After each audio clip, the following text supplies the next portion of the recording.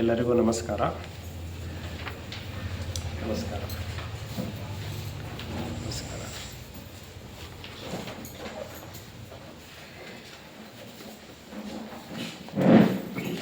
JK ಅವರ ಪುಸ್ತಕದ ಅಧ್ಯಯನಕ್ಕೆ ಎಲ್ಲರಿಗೂ ಸ್ವಾಗತ. JK ಅವರ ಅಧ್ಯಯನಗಳು ಸುಮಾರು ವರ್ಷದಿಂದ ನಡೀತಾನೆ ಇದೆ. ಈಗ ಒಂದು ಹೊಸ ಪುಸ್ತಕವನ್ನು ಪ್ರಾರಂಭ ಮಾಡಬೇಕು ಅನ್ನೋ ಒಂದು ಸಂಕಲ್ಪ ಆಗಿದೆ. ಹಾಗಾಗಿ ಇಷ್ಟು ದಿನ ಸಂಸ್ಕೃತಿ ಸಂಗತಿ ಆಯಿತು, ಶಿಕ್ಷಣ ಆಯಿತು, ಪ್ರೀತಿ ಅಂತ ಒಂದು ಸಬ್ಜೆಕ್ಟ್ ಆಯಿತು. 3 ಪುಸ್ತಕಗಳನ್ನು ನಾವು JK ಅವರದ ಪುಸ್ತಕನ ಅಭ್ಯಾಸ ಮಾಡಿದ್ವಿ.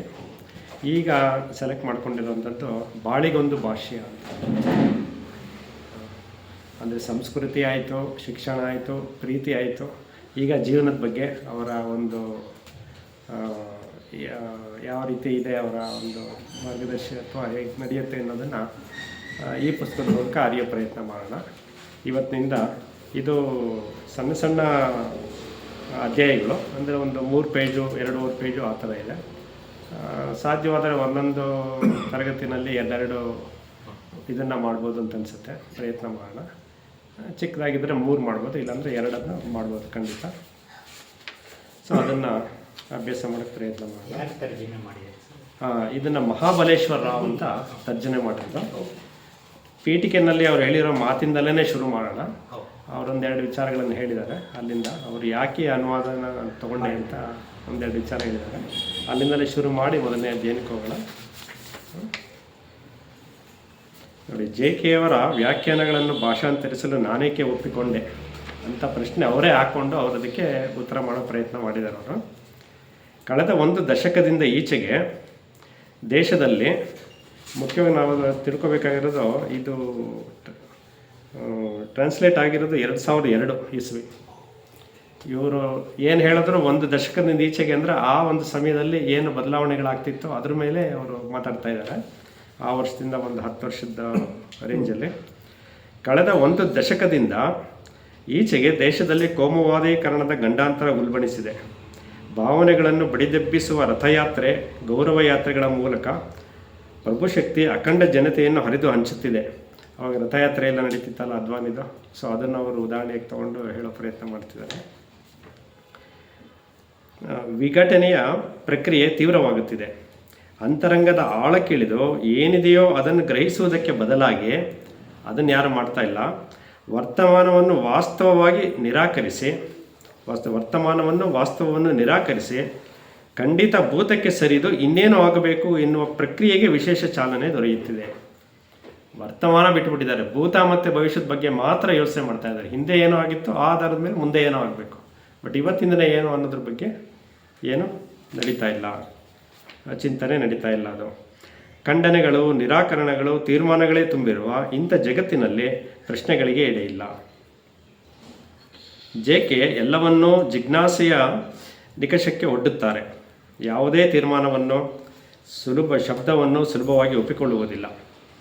ಪ್ರತಿಯೊಂದು ಪರಿಕಲ್ಪನೆಯನ್ನು, ರೂಢಿಗತ ಆಚರಣೆಯನ್ನು, ಅಷ್ಟೇಕೆ ಒಟ್ಟು ಜೀವನ ಕ್ರಮವನ್ನೇ ಪ್ರಶ್ನಿಸುತ್ತಾರೆ. ಪ್ರಶ್ನೆಯ ಮೂಲಕವೇ ಅನುಭವಿಸುವಿಕೆಯ ಕಡೆ ಸಾಗುತ್ತಾರೆ. ಶಬ್ದದ ಮುಖೇನವೇ ನಿಶಬ್ದಕ್ಕೆ ಹೊರಳುತ್ತಾರೆ.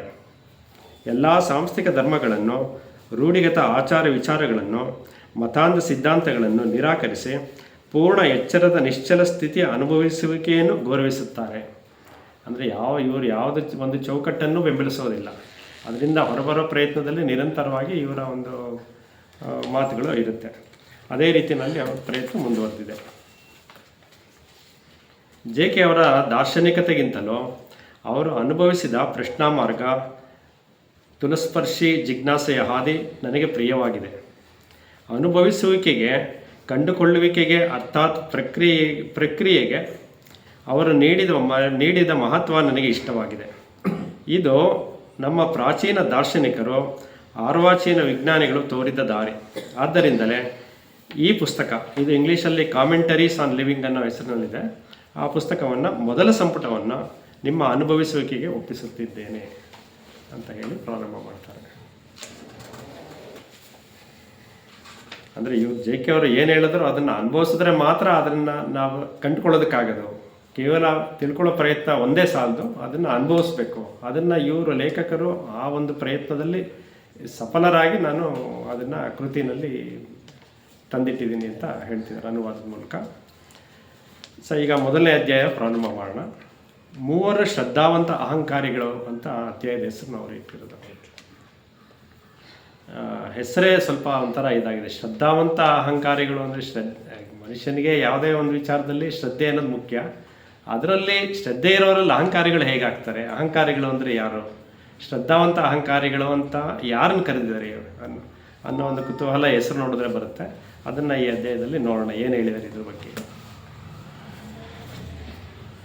ಒಂದು ದಿನ 3 ಶ್ರದ್ಧಾವಂತ ಅಹಂಕಾರಿಗಳು ನನ್ನ ಬಳಿಗೆ ಬಂದರು. ಇವರು ಫಸ್ಟೇ ಡಿಕ್ಲೇರ್ ಮಾಡಿಬಿಟ್ಟಿದ್ದಾರೆ ಅವನು 3 ಶ್ರದ್ಧಾವಂತ ಅಹಂಕಾರಿಗಳು ಅಂತ. ಅವರು ಯಾರ್ಯಾರು ಅಂತ ಒನ್ ಬೈ ಒನ್ ಹೇಳ್ತಾ ಹೋಗ್ತಾರೆ. ಮೊದಲನೇ ಆತ ಓರ್ವ ಸನ್ಯಾಸಿ. ಅವ್ರ ಸ್ವಭಾವ ಹೇಗಿರುತ್ತೆ ಅನ್ನೋದ್ರ ಮೇಲೆ ಡಿಕ್ಲೇರ್ ಮಾಡ್ತಾರೆ ಅದನ್ನು. ಎರಡನೆಯ ವ್ಯಕ್ತಿ ಪೌರತ್ಯವಾದಿಯಾಗಿದ್ದು ಭಾತೃತ್ವದಲ್ಲಿ ಅಪಾರ ಶ್ರದ್ಧೆಯುಳ್ಳವಾತ. ಮೂರನೆಯ ಆತ ರಾಮರಾಜ್ಯದ ಸ್ಥಾಪನೆಗಾಗಿ ದುಡಿಯುವ ಶ್ರದ್ಧಾಳು. ಅಂದರೆ ಎಲ್ಲರೂ ಒಂಥರ ಪಾಸಿಟಿವ್ ಮೈಂಡಲ್ಲೇ ಇದ್ದಾರೆ, ಆದರೆ ಇವರು ಯಾಕೆ ಅಹಂಕಾರಿಗಳಾದರು ಅನ್ನೋ ವಿಚಾರನ ನಾವಿಲ್ಲಿ ನೋಡಬೇಕಾಗಿದೆ. ಅದು ನಿಜವಾಗಿಯೂ ಒಂದು ಒಳ್ಳೆಯ ಒಂದು ಗುರಿಯನ್ನು ಇಟ್ಕೊಂಡ್ರೆ ನಾವು ಮುಂದುವರಿಯೋದಕ್ಕೆ ಸಾಕಾಗತ್ತೆ.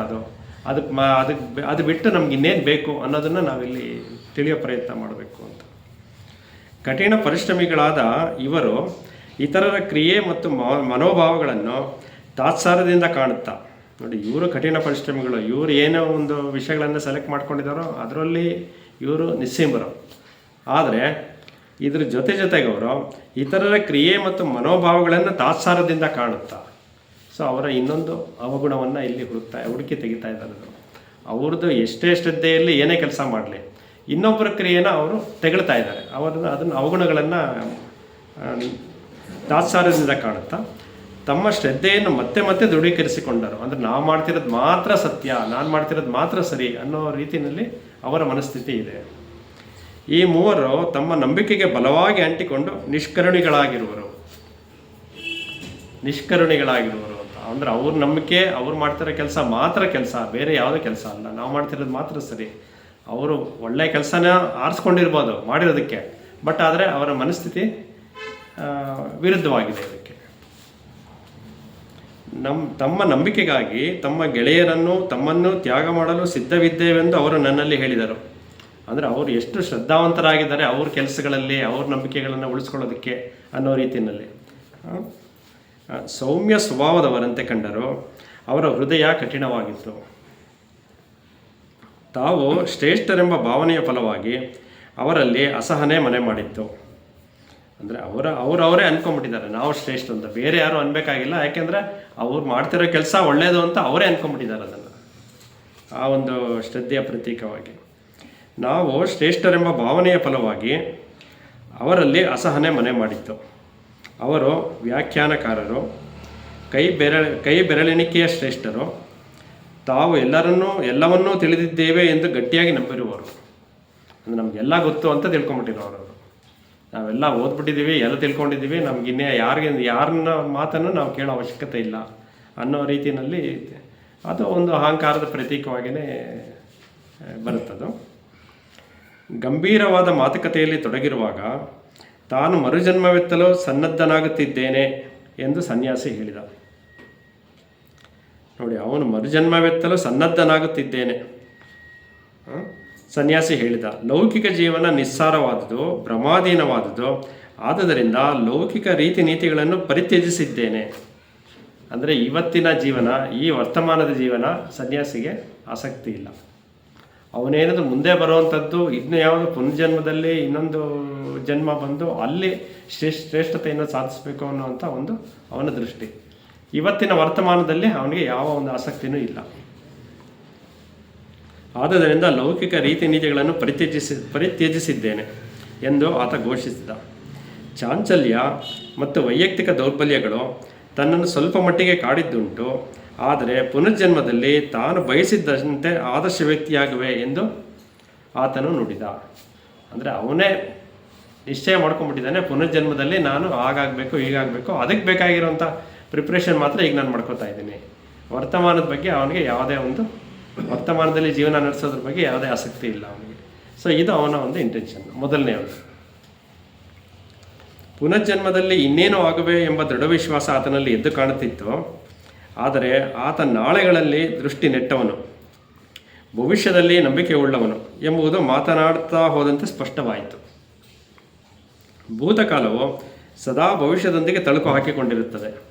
ಅಂದರೆ ಇವನ ನಂಬಿಕೆ ಎಲ್ಲನೂ ಭೂತಕಾಲದ ನಂಬಿಕೆನೇ ಆಗಿರುತ್ತೆ, ಅದು ಭವಿಷ್ಯದಲ್ಲಿ ಒಂದು ಮಾರ್ಗವನ್ನು ತೋರಿಸೋ ಪ್ರಯತ್ನ ಮಾಡ್ತಾ ಇದೆ ಅಂತ. ಭೂತಕಾಲದ್ದು ಭವಿಷ್ಯದತ್ತ ಹೊರಳಲಿಕ್ಕೆ ವರ್ತಮಾನವು ಒಂದು ಕಿರುದಾರಿ ಮಾತ್ರ.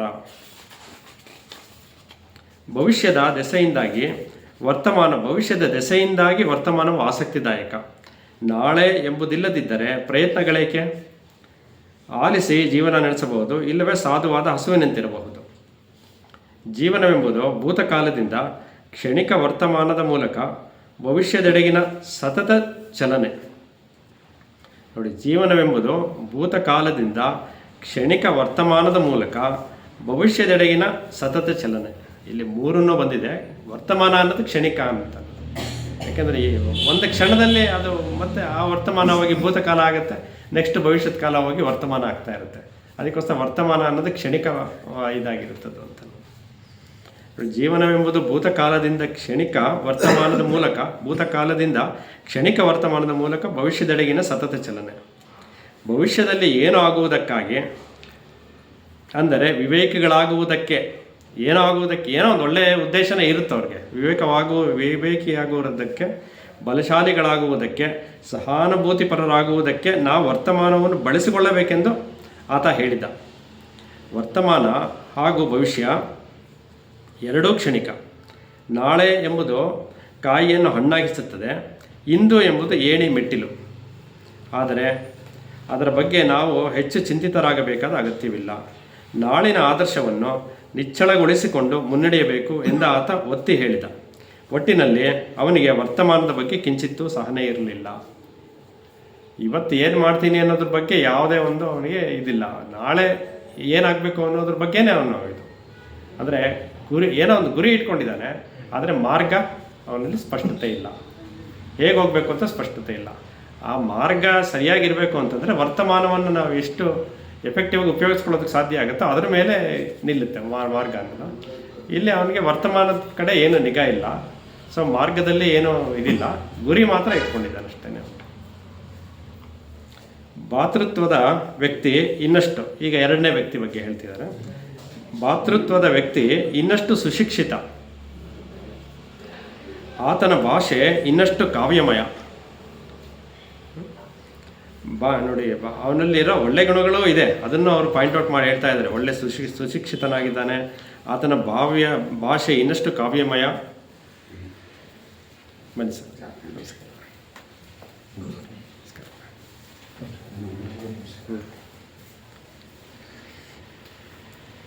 ಭಾತೃತ್ವದ ವ್ಯಕ್ತಿ ಇನ್ನಷ್ಟು ಸುಶಿಕ್ಷಿತ, ಆತನ ಭಾಷೆ ಇನ್ನಷ್ಟು ಕಾವ್ಯಮಯ.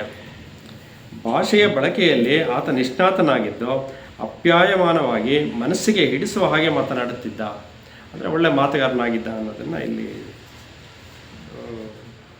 ನೋಡ್ತಾ ಇದ್ದಾರೆ. ಆತ ಕೂಡ ಭವಿಷ್ಯದಲ್ಲಿ ತನಗಾಗಿ ಒಂದು ದೈವಿ ನೆಲೆ ಗೊತ್ತು ಮಾಡಿಕೊಂಡಿದ್ದ. ಈತ ಸಹ ಇನ್ನೇನು ಆಗಬೇಕೆಂದಿದ್ದ. ಇವನ ದೃಷ್ಟಿ ಕೂಡ ಭವಿಷ್ಯದೆಡೆಗೇನೆ ನೆಟ್ಟಿದೆ ಅಂತ. ಈ ವಿಚಾರ ಆತನ ಎದೆ ತುಂಬಿ ಆ ಭವಿಷ್ಯದ ಸಾಕ್ಷಾತ್ಕಾರಕ್ಕೆ ತನ್ನ ಶಿಷ್ಯರನ್ನೆಲ್ಲ ಕಲೆ ಹಾಕಿದ್ದ. ಸಾವು ಬಲು ಸುಂದರ, ಏಕೆಂದರೆ ಈ ದುಃಖ ತುಂಬಿದ ಕ್ಷುದ್ರ ಲೋಕದಲ್ಲಿ ಬದುಕು ಸಾಗಿಸಲು ಈ ಮೂಲಕ ದೈವಿ ನೆಲೆಯ ಸಮೀಪ ಬರಲು ಸಾವು ಸಹಕಾರಿ ಎಂದು ಆತ ಹೇಳಿದ.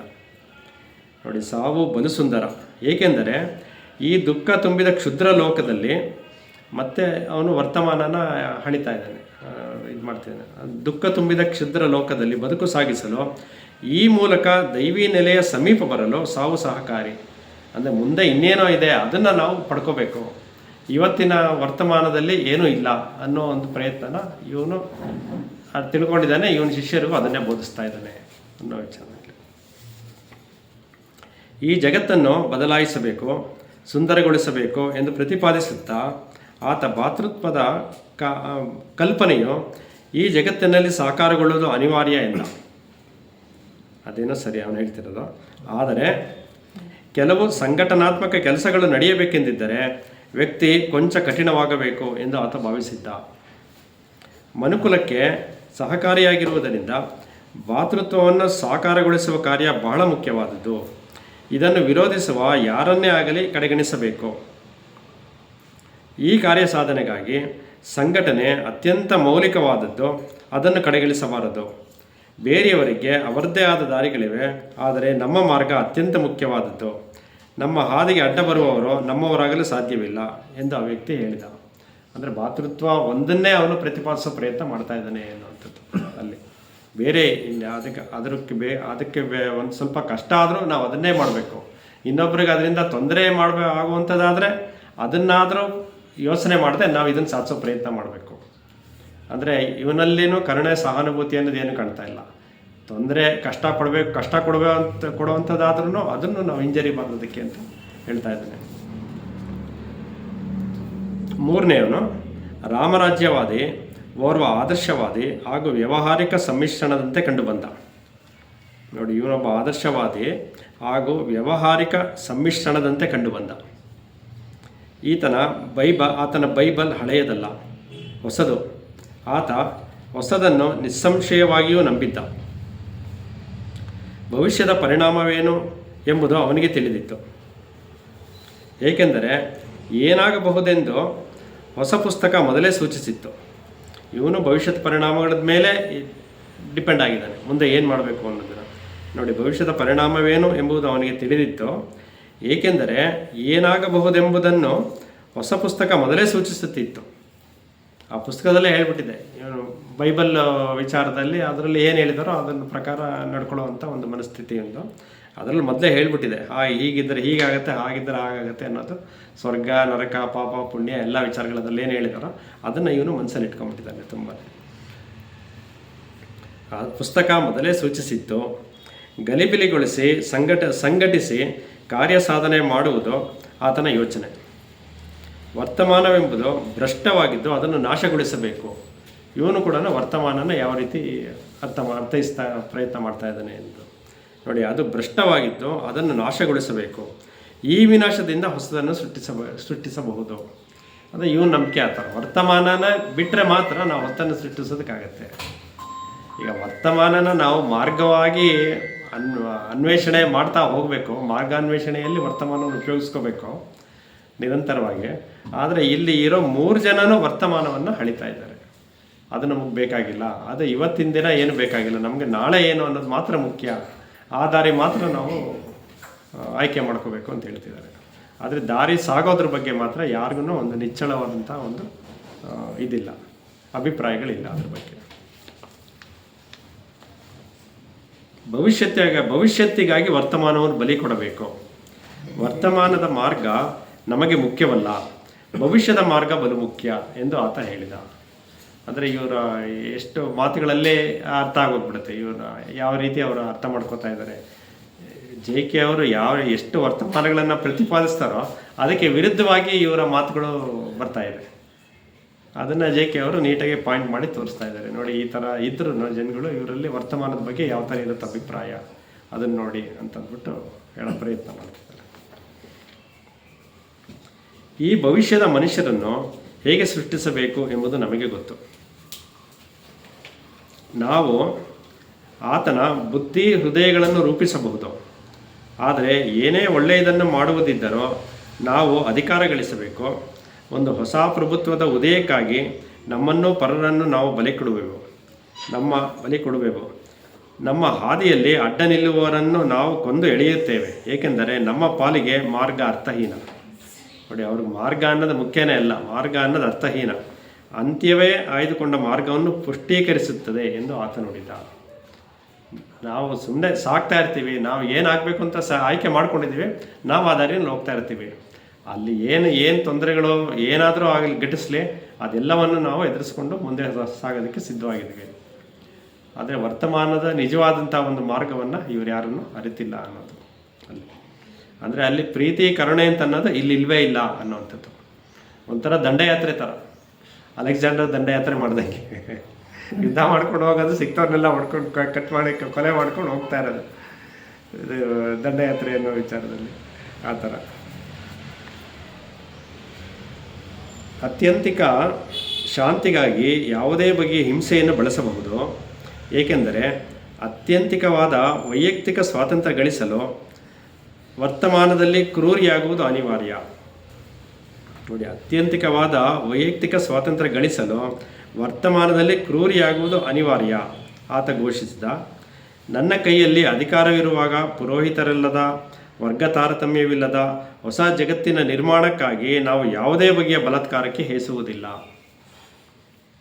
ಅಂದರೆ ಒಂದು ರೀತಿಯಲ್ಲಿದೆ, ಈ ಮತಾಂತರಗಳು ಎಲ್ಲ ಏನು ನಡೀತಾ ಇತ್ತೋ ಆ ಟೈಮ್ನಲ್ಲಿ ಅವರ ಒಂದು ಅಭಿಪ್ರಾಯಗಳನ್ನು ಎಲ್ಲ ಇದು ಮಾಡಿದ್ದಾರೆ. ಅದು ಹೆಂಗಾದರೂ ಆಗಲೇಬೇಕು ಅನ್ನೋದಿತ್ತಲ್ಲ ಅವಾಗೆಲ್ಲನೂ, ಆ ಥರ ಅದೇ ಒಂದು ಅಭಿಪ್ರಾಯ ಇಲ್ಲಿ ಬರ್ತಾ ಇದೆ. ಇಲ್ಲಿ ಹೊಸ ಜಗತ್ತಿನ ನಿರ್ಮಾಣಕ್ಕಾಗಿ ನಾವು ಯಾವುದೇ ಬಗೆಯ ಬಲಾತ್ಕಾರಕ್ಕೆ ಹೇಸುವುದಿಲ್ಲ. ನಮ್ಮ ಮುಖ್ಯ ಸಿದ್ಧಾಂತದಿಂದ ನಾವೆಂದೂ ದೂರ ಸರಿಯೆವು. ಆದರೆ ಬದಲಾಗುವ ಸನ್ನಿವೇಶಕ್ಕೆ ತಕ್ಕಂತೆ ನಮ್ಮ ತಂತ್ರ ಮತ್ತು ವ್ಯೂಹವನ್ನು ಬದಲಿಸುತ್ತೇವೆ. ಮಾರ್ಗವನ್ನು ಇವರು ಅದನ್ನು ತಂತ್ರ ಮತ್ತು ವ್ಯೂಹ ಅಂತ ಕರೀತಾರೆ. ಇವರು ಸಾಗುವಂಥ ಮಾರ್ಗ ಏನಿದೆಯೋ ಅದು ಯಾವುದೇ ಒಂಥರ ಸಹಾನುಭೂತಿ ಇದರಿಂದ, ಈ ಕರುಣೆಯಿಂದ ಇಲ್ಲ. ಅದನ್ನು ಯಾವುದೋ ಒಂದು ರೀತಿಯಲ್ಲಿ ತಂತ್ರ ಅಂತ ಕರೀತಾರೆ, ವ್ಯೂಹ ಅಂತ ಕರೀತಾರೆ. ಅದಕ್ಕೆ ಏನು ಬೇಕಾದರೂ, ಕಷ್ಟ ಆದರೆ ಸರಿ, ಇನ್ನೊಬ್ರಿಗೆ ತೊಂದರೆ ಕೊಡೋದಾದರೂ ಸರಿ, ಏನಾದರೂ ಅದೇ ಮಾರ್ಗನ ನಾವು ಸೆಲೆಕ್ಟ್ ಮಾಡ್ಕೋತೀವಿ ಅಂತ ಹೇಳ್ತಿದ್ದಾರೆ. ಆ ಮಾರ್ಗದ ಬಗ್ಗೆನೇ JK ಅವರು ಪ್ರಶ್ನೆ ಎತ್ತುತ್ತಾ ಇರ್ತಾರೆ. ಅಲ್ಲೇ ಅವ್ರ ವರ್ತಮಾನಗಳೆಲ್ಲ ಕಂಪ್ಲೀಟಾಗಿ ಹೊರಟಾಯ್ತು. ವರ್ತಮಾನನ ಯಾವತ್ತೂ ಅವರು ನಿಜವಾಗಿಯೂ ಅನುಭವಿಸಿ ಮುಂದಕ್ಕೆ ಸಾಗೋದನ್ನು ಕಲಿತಾರೋ ಆವಾಗ ಮಾತ್ರ ಮನುಷ್ಯನಲ್ಲಿ ನಿಜವಾದಂಥ ಒಂದು ಗುಣಗಳು ಹೊರಹೊಮ್ಮೋದಕ್ಕೆ ಸಾಧ್ಯ ಆಗುತ್ತೆ ಅಂತ. ವರ್ತಮಾನದ ಮನುಷ್ಯನನ್ನು ನಾಶಗೊಳಿಸಿ ಭವಿಷ್ಯದ ಮನುಷ್ಯನನ್ನು ರೂಪಿಸಲು ಯೋಜನೆ ಹಾಕಿಕೊಂಡು ಸಂಘಟಿತರಾಗಿ ಕ್ರಿಯಾಶೀಲರಾಗುತ್ತೇವೆ. ವರ್ತಮಾನ ಮತ್ತು ಭವಿಷ್ಯ ಅನ್ನೋ ಪದನ ಉಪಯೋಗಿಸ್ಕೊಂಡು ಇವರು ಸೆಂಟೆನ್ಸ್ ಹೇಳ್ತಾ ಇದ್ದಾರೆ. ಇದು ಕರೆಕ್ಟಾಗಿ JK ಅವರು ಹೇಳೋದಕ್ಕೆ ವಿರುದ್ಧವಾಗಿ ಬಂದು ಇಲ್ಲಿ ನಿಂತಿದೆ. ಕ್ಲಿಯರ್ ಆಗಿ ಕಾಣಿಸ್ತಾ ಇದೆ ಅಲ್ಲಿ ಏನಾಗ್ತಿದೆ ಅಂತ ಅನ್ನೋದು. ಸನ್ಯಾಸಿ, ಭಾತೃತ್ವದ ಪ್ರತಿಪಾದಕ ಹಾಗೂ ಆದರ್ಶಮಯಿ, ಇವರು 3 ಜನ. ಸನ್ಯಾಸಿ ಮೊದಲನೆಯವನು, ಭಾತೃತ್ವದ ಪ್ರತಿಪಾದಕ ಎರಡನೇವನು, ಹಾಗೂ ಆದರ್ಶವಾದಿ. ಇವರು 3 ಜನದ ಒಂದು ಇದನ್ನು ನಾವು ನೋಡಿದ್ವಿ. ಇವರು 3 ಜನ, ಇವರೆಲ್ಲ ನಾಳೆಗಾಗಿ ಭವಿಷ್ಯತ್ತಿಗಾಗಿ ಬದುಕುವವರು. ಇವರು ಯಾರು ಇವತ್ತಿಗಿಲ್ಲ, ಇವರು 3 ಜನನ್ನ ಇವಾಗ ಕನ್ಸಾಲಿಡೇಟ್ ಮಾಡಿ ಹೇಳ್ತಾ ಇದ್ದಾರೆ. 3 ಜನದ್ದು ಅಭಿಪ್ರಾಯ ಏನು ಅಂತಂದ್ಬಿಟ್ಟು, ಇವರೆಲ್ಲ ನಾಳೆಗಾಗಿ ಭವಿಷ್ಯತ್ತಿಗಾಗಿ ಬದುಕುವವರು. ಲೌಕಿಕ ಅರ್ಥದಲ್ಲಿ ಇವರು ಮಹತ್ವಾಕಾಂಕ್ಷಿಗಳಲ್ಲ. ಲೌಕಿಕ ಅರ್ಥದಲ್ಲಿ ನೋಡಿ, ಅವರಿಗೆ ಅಂತಸ್ತು, ಸಂಪತ್ತು, ಮನ್ನಣೆ ಇತ್ಯಾದಿಗಳು ಬೇಕಿಲ್ಲ. ಅವ್ರು ಯಾಕೆ ಮಹತ್ವಾಕಾಂಕ್ಷಿಗಳಲ್ಲ ಅಂತಂದರೆ, ಅವರು ಲೌಕಿಕ ಆಸೆಗಳಿಲ್ಲ ಅವರಲ್ಲಿ. ಉದ್ದೇಶಗಳೇನೋ ಬೇರೆ ಇದೆ, ಬಟ್ ಅದರ ಮಾರ್ಗ ಬೇರೆ ಇರ್ಬೋದು. ಆದರೆ ಲೌಕಿಕ ಆಸೆಗಳಿಲ್ಲ ಅವರಲ್ಲೇನು, ಅದಕ್ಕೆ ಮಹತ್ವಾಕಾಂಕ್ಷೆಗಳಲ್ಲ ಅಂತ ಹೇಳ್ತಿದ್ದಾರೆ. ಅವರಿಗೆ ಅಂತಸ್ತು, ಸಂಪತ್ತು, ಮನ್ನಣೆ ಇತ್ಯಾದಿಗಳು ಬೇಕಿಲ್ಲ. ಆದರೆ ಅವರು ಅತ್ಯಂತ ಸೂಕ್ಷ್ಮ ಅರ್ಥದಲ್ಲಿ ಮಹತ್ವಾಕಾಂಕ್ಷಿಗಳು. ಯಾವ ರೀತಿ ಅಂತ ಹೇಳ್ತಿದ್ದಾರೆ, ಜಗತ್ತಿನ ಪರಿವರ್ತನೆ ಮಾಡುವೆವೆನ್ನುವ ಗುಂಪಿನ ಜೊತೆ ಆದರ್ಶವಾದಿ ತನ್ನನ್ನು ಗುರುತಿಸಿಕೊಂಡಿದ್ದಾನೆ. ಅಂದರೆ ಅವನ ಮಹತ್ವಾಕಾಂಕ್ಷಿ ಯಾವ ಥರ ಇದೆ ಅಂತ ಅನ್ನೋದನ್ನು ಇಲ್ಲಿ ಪ್ರಯತ್ನ ಮಾಡ್ತಿದ್ದಾರೆ.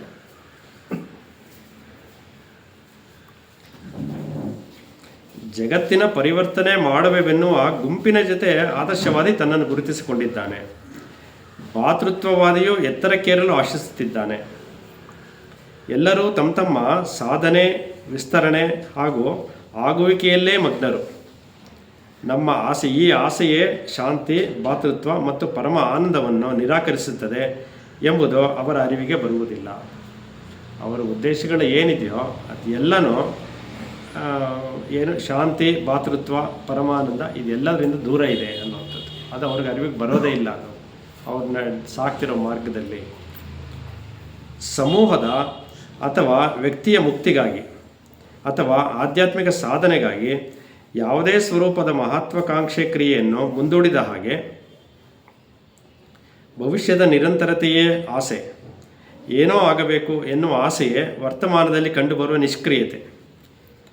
ಏನು ಮಾಡೋಕ್ಕೆ ಸಾಧ್ಯ ಅಂದರೆ, ಭವಿಷ್ಯದ ತುಂಬ ಅತಿಯಾದ ಚಿಂತೆ ಇಟ್ಕೊಂಡಾಗ ವರ್ತಮಾನದಲ್ಲಿ ಏನು ಮಾಡೋಕ್ಕಾಗಲ್ಲ. ವರ್ತಮಾನದಲ್ಲಿ ಬರೀ ಕೇವಲ ಒಂದು ಚಿಂತೆ ಮಾತ್ರ ಇರುತ್ತೆ ಅಷ್ಟೇ. ಭವಿಷ್ಯದಲ್ಲಿ ಅದಾಗಬೇಕು, ಇದಾಗಬೇಕು, ವರ್ತಮಾನ ಮತ್ತೆ ಹೋಗ್ಬಿಡ್ತದೆ. ಏನೋ ಆಗಬೇಕು ಎನ್ನುವ ಆಸೆಯೇ ವರ್ತಮಾನದಲ್ಲಿ ಕಂಡುಬರುವ ನಿಷ್ಕ್ರಿಯತೆ. ನಾಳೆಗಿಂತ ಸದ್ಯಕ್ಕೆ ಎಲ್ಲಿಲ್ಲದ ಮಹತ್ವ ಇದೆ. ನಾಳೆಗಿಂತ ಸದ್ಯಕ್ಕೆ ಅಂದರೆ ವರ್ತಮಾನಕ್ಕೆ ಎಲ್ಲಿಲ್ಲದ ಮಹತ್ವ ಇದೆ. ಸದ್ಯದಲ್ಲಿ ಅಂದರೆ ವರ್ತಮಾನದಲ್ಲಿ ಎಲ್ಲ ಕಾಲ ಅಡಗಿದೆ. ಸದ್ಯವನ್ನು ಗ್ರಹಿಸುವುದೆಂದರೆ ಕಾಲಾತೀತವಾಗುವುದು. ಅದು ನಿಜವಾದ ಗ್ರಹಿಕೆ ಏನಂತಂದರೆ ಆ ಕಾಲ